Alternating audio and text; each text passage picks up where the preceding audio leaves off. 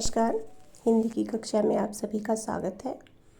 आज हम करेंगे कक्षा 9वीं की कविता मेघ आए। कवि का नाम है सर्वेश्वर दयाल सक्सेना। इस कविता में कवि ने आकाश में मेघ के आने का वर्णन गांव में आए शहरी अतिथि के रूप में किया है। संपूर्ण वर्णन में कवि ने रूपक बांध दिया है।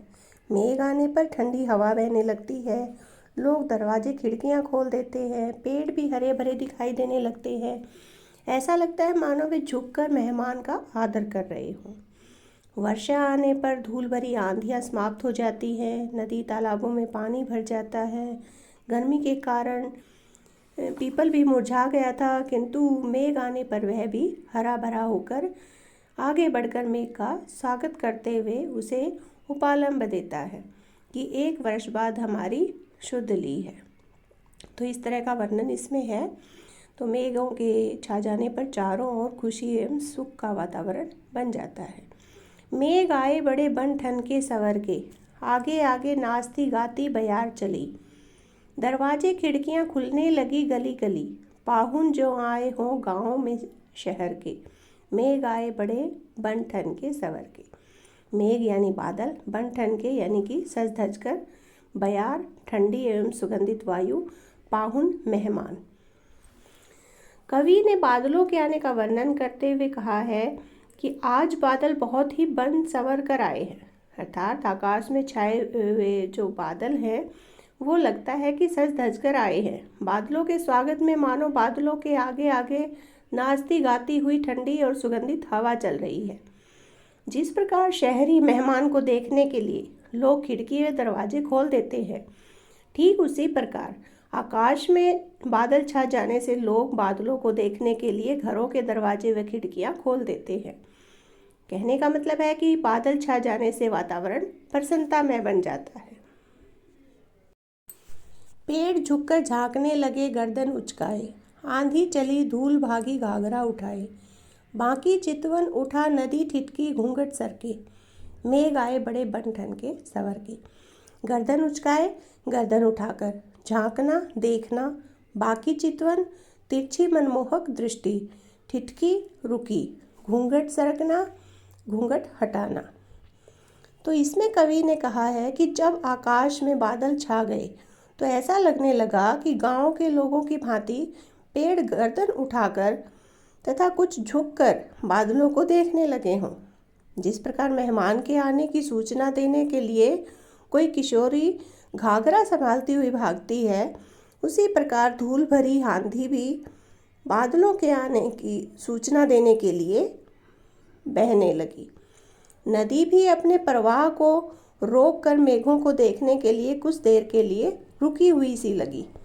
उसने अपने मुख से मानो घूंघट सरका दिया हो और वह सजे हुए बादलों को देखने लगी हो।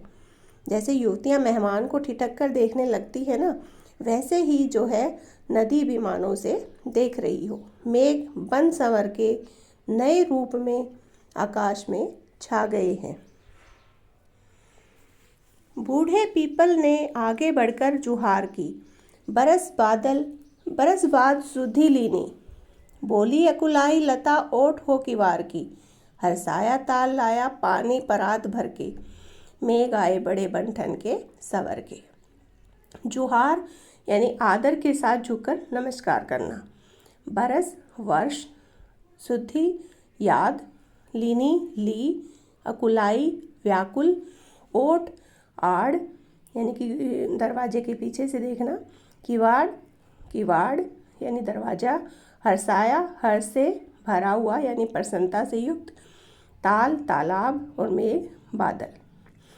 यहाँ कवि कहते हैं कि मेहमान रूपी बादल सज धज कर आ गए हैं। जिस प्रकार गांव के बड़े बूढ़े झुककर मेहमान का स्वागत करते हैं, उसी प्रकार पीपल के पेड़ ने बादलों का स्वागत किया। जिस प्रकार मेहमान की विरहणी पत्नी किवाड़ की ओट में छिपकर पति को बहुत दिन बाद आने का उपालंब देती है यानी उल्हाना देती है, उसी प्रकार प्यासी लता ने बादलों को उल्हाना देते हुए कहा कि पूरे एक वर्ष बाद हमारी शुद्ध ली है। यानी कि पूरे 1 वर्ष बाद हमारी याद आई है तब आए हो। मेहमान रूपी बादल के आने की प्रसन्नता में तालाब रूपी परिवार का सदस्य पानी की परात भरकर ले आता है, यानी तालाब पानी से लबालब भर गए हैं। क्षितिज अटारी गहराई दामिनी दम की, क्षमा करो गांठ खुल गई अब भरम की। बांध टूटा झरझर मिलन के अरशु डर के, मेघ आए बड़े बन ठन के सवर के। क्षितिज जहाँ आकाश और पृथ्वी मिलते हुए दिखाई देते हैं, अटारी भवन या महल, गहराना छा जाना, दामिनी यानी बिजली, दम की चमक की, गांठ खुल जाना भ्रम दूर हो जाना, भ्रम यानी संदेह, बांध पुल, अश्रु आंसू। यहाँ कवि ने बताया है कि मेघ क्षितिज रूपी अटारी पर पहुँच गए, अर्थात जैसे अतिथि को देखने के लिए लोग अटारियों पर जमा हो जाते हैं, वैसे ही बादलों के गहराने से उनमें बिजली चमकने लगती है।